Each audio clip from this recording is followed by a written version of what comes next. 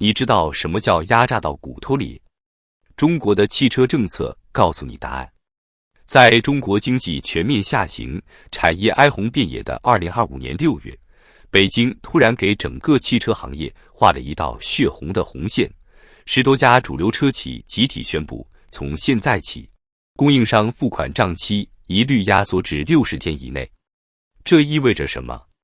在这个现金流极度紧张的年代，这一刀下去，可能直接割断整个产业链的动脉。供应商的钱必须提前给，但车还没卖出去，卖出去的还得打骨折，甚至贴钱。这笔钱，车企只能从借贷、降价、裁员、砍研发、降工资，甚至卖资产中找回来。整个行业已不是内卷，而是自残。更狠的是，北京这次是真的动了杀心。6月9日，中国工业和信息化部突然发布关于组织开展2025年度道路机动车辆生产企业及产品生产一致性监督检查工作的通知，表示将全面监管汽车企业的生产与营销行为。明面上的理由是整治行业乱象，遏制恶性价格战，可实际上，每一个从业者都在暗自发抖。这不仅是监管，更是刀光剑影。根据中汽协数据，仅在2024年全年，中国市场有超过200款车型宣布降价。进入2025年，仅前4个月就有超过60款新车再度跳水，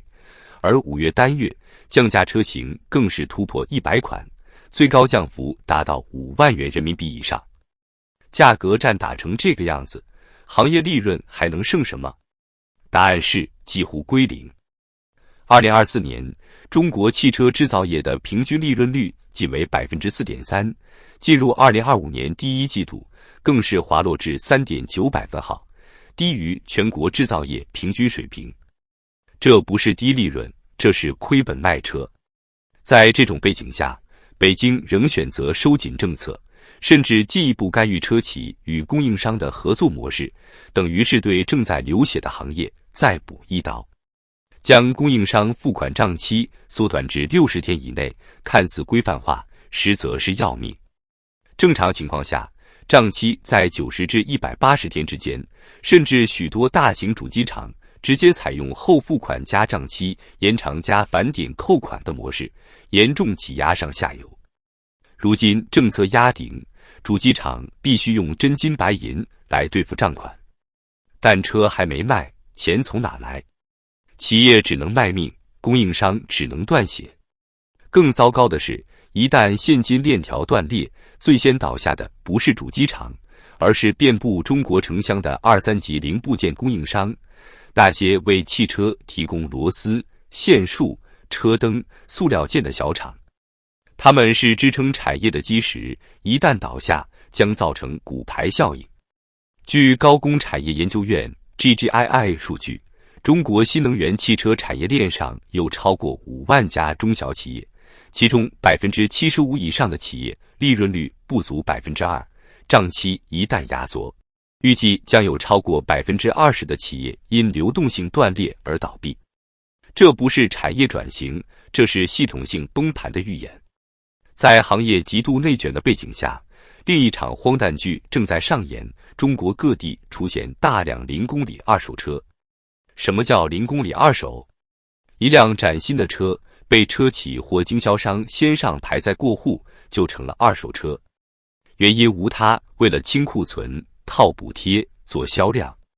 明明是新车，却被当二手贱卖；明明是销量造假，却被包装成数据创新。这是典型的政策错位与监管失败。主机厂层层转压，经销商为了现金流自救，只能把新车挂成二手卖，牺牲消费者权益，摧毁市场规则。消费者的信任被当成弃子，经销商被逼成数据工厂，整个市场沦为一场披着市场皮的财政幻象。有学者直言，所有行业乱象的根源不在企业，而在制度本身。他说，今天的汽车产业困局，表面上看是价格战，实质上却是政策自相矛盾的必然结果。当年高喊新能源汽车强国战略，无节制撒钱补贴，上百家企业一窝蜂上马，各地争相招商引资，疯狂圈地建厂。几年后，发现产能严重过剩，于是又反手严监管、限指标、压产能。该学者指出，现行经济治理模式最大的问题是反复横跳，先用政策催产，再用行政手段打压，制造了一个又一个扭曲的市场幻觉。2024年，中国汽车产销量首次出现拐点，市场从增量进入存量，但北京却仍然幻想通过行政命令扭转趋势。最终的结果就是政策补贴、造假崩盘的循环不断上演。这一次北京祭出的60天付款账期，看似是为解决车企拖欠供应商款项的问题，实则是又一次强行作秀式监管。你要企业60天内结清供应商账款，但你有没有问过企业手里还有多少钱？据财新报道，中国多家二线新能源汽车厂商从2024年下半年开始就出现严重的账期延迟和资金链问题，有的甚至已经拖欠供应商款项长达6个月以上。2025年一季度，中国新能源车企平均账面现金仅为52亿元，甚至连造车新势力第一梯队的哪吒汽车、领跑汽车、威马汽车等企业都出现了不同程度的负现金流状态。60天红线一旦强推，现金流紧张的企业要么加杠杆融资，要么裁员降薪，要么强行甩卖资产，而更多的是直接爆雷、关门、跑路。根据中国汽车报5月披露的数据，仅2024年下半年以来，已经有超过27家中小车企宣布停工、裁员或重组。在2025年第一季度，这一数字扩大到了45家，而背后是几十万汽车产业链从业者的生计断裂。蔚来汽车2025年2月宣布全球裁员 10%， 约为3200人。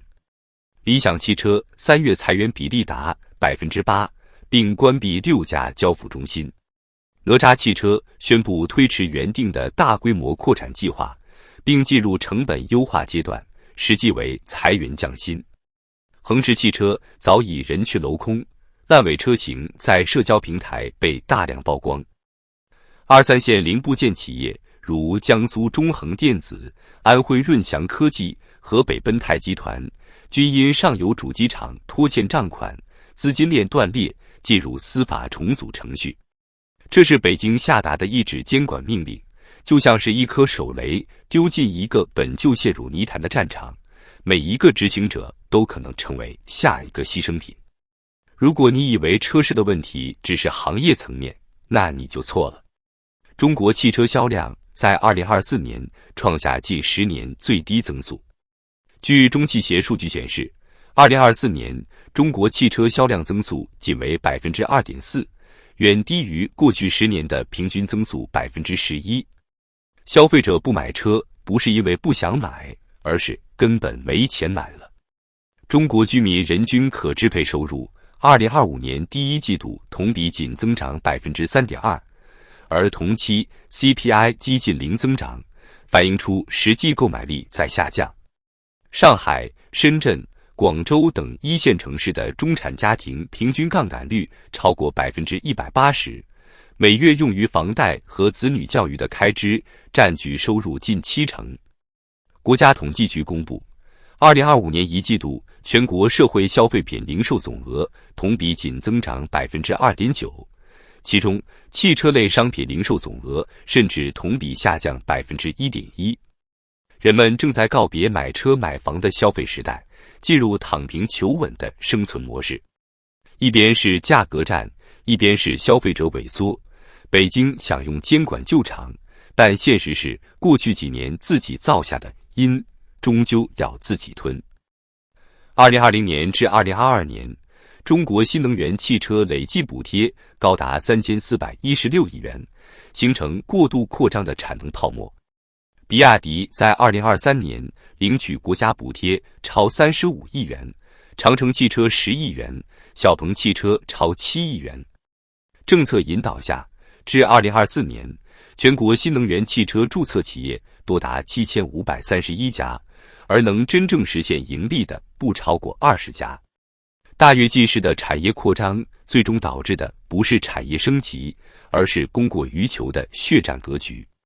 车企为了补贴和销量疯狂内卷，